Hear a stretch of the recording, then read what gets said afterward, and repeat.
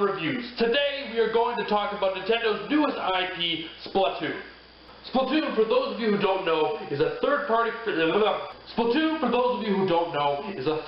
shooter that takes place in the world of, well, Splatoon. The world of Splatoon itself is amazing. Heavily inspired by Japanese and skateboarding culture, I found myself constantly looking around all the little details in the game.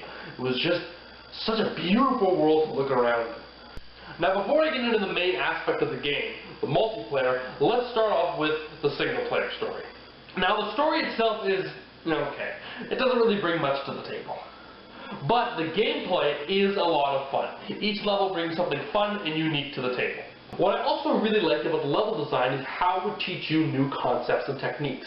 At the beginning of each level, it would show you a new technique or concept in the very beginning in the most simplest way possible.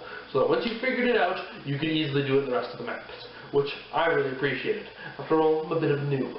Now, while the levels themselves weren't very hard, they weren't particularly easy either. Weren't particularly easier. They weren't particularly easier either. They were just hard. There, I got it. Alright, good for me. Yeah. They were just hard enough for you not to be bored.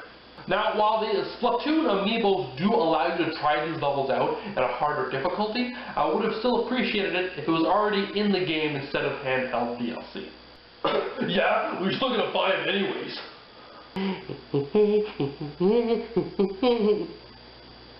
That's not the point. But with all that aside, the Splatoon world itself being as amazing as it is, and the difficulty being just hard enough for you to have to pay attention, the single-player campaign was a lot of fun. Now on to the main aspect of the game, the multiplayer.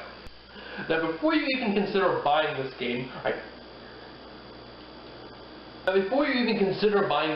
make sure you have a great internet connection. Otherwise, you're going to be like me and spend a lot of time screaming at your Wii U and calling it very inappropriate names every time you disconnect from the match.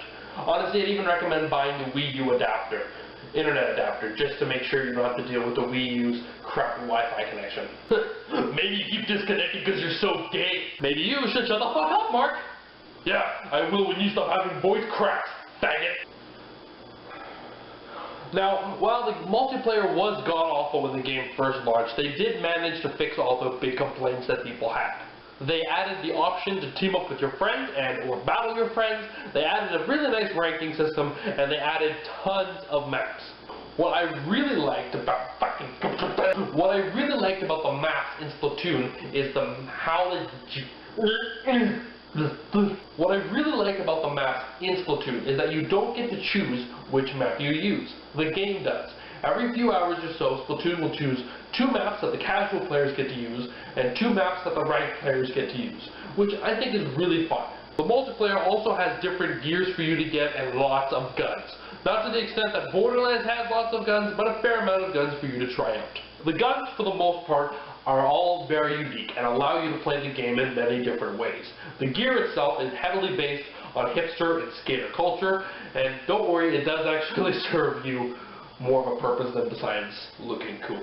The gear has a very simple leveling system. As you level the gear up, it unlocks more things like more ammo, etc.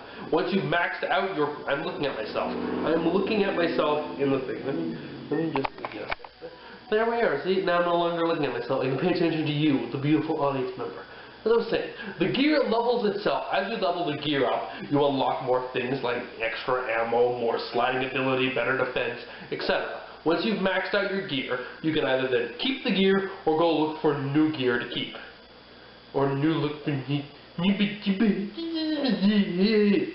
you can go get new gear to level up, or you can keep your gear, whatever works for you. There. That took me a while, but I got through that part of the segment.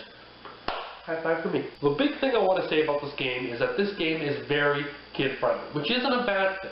The single-player story, while very easy for adults, can be a bit of a challenge for kids, but again, in a good way. And the guns and gear system, while again easy for me and regular adults, is enough of a challenge for kids to still get a real blast out of it. All in all, I love what Nintendo has done. Essentially, they've made the world's first family-friendly online shooter, which is a lot of fun and can really get kids into online shooters. And it's still a lot of fun for adults.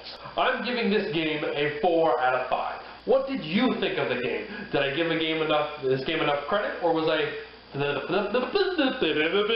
What did you think of Splatoon?